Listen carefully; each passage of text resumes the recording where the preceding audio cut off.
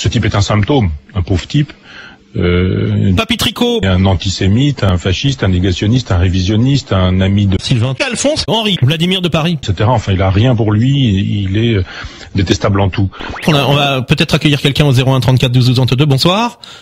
Ouais, je voulais juste des nouvelles du dossier. Oh là là là là.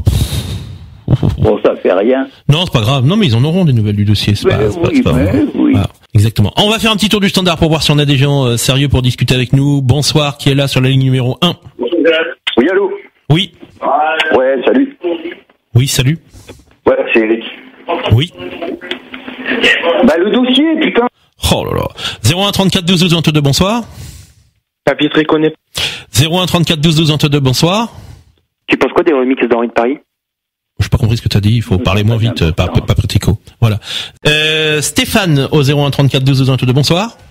Bonsoir, tu es sur le répondeur d'IDFM. Pour que Guéry Dontwerk tape 1. Ah, c'est bête, je me suis trompé. 01 34 12 12 22, c'est Flo ici. Oui. Bonsoir. Bonsoir. Bonsoir. Bonsoir. Oui. Voilà. Alors moi, quand on me dit originalité, je pense directement en fait à différence et à survie aussi. Mhm. Parce que faut savoir que moi je suis à la faculté de biologie, donc je suis en 2e année. Mhm. Il faut savoir en fait que la sélection naturelle elle se fait sur des génomes qui sont différents.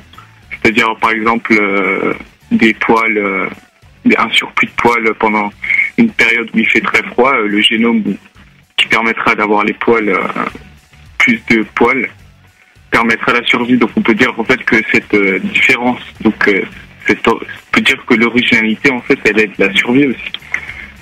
Et c'est pas une tare parce qu'on Ouais, enfin, là, l'originalité dont on parle, c'est celle dont on choisit. Hein. C'est pas celle que la nature nous donne. Je fais une différence entre l'originalité que la nature peut nous donner et celle que l'on choisit. Ah, donc c'est une originalité acquis alors. Voilà. Et non pas innée. Ah, par exemple, une personne qui voudra vivre en marge de la société, personne comme ça. Pas forcément en marge. L'original n'est pas forcément en marge de la société. Enfin, ou il ne se considère pas forcément comme un marginal. Pareil, là je demande ce soir à ce que chacun nous définisse son originalité. Qu'est-ce que c'est qu'être original, mais aussi la notion qu'on a de la marginalité. Est-ce que c'est péjoratif ou pas péjoratif? Dans les deux cas, ça peut exprimer quelque chose de péjoratif.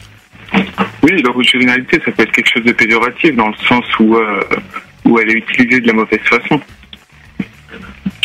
Ouais, ou ça peut forcément pas ne pas forcément être une histoire d'utilisation de la mauvaise façon. Ça peut être tout simplement par rapport à la conception que t'as de l'existence, de la vie ou du fonctionnement des êtres humains. Nous avons quand même des petites nuances là-dessus, chacun et chacune.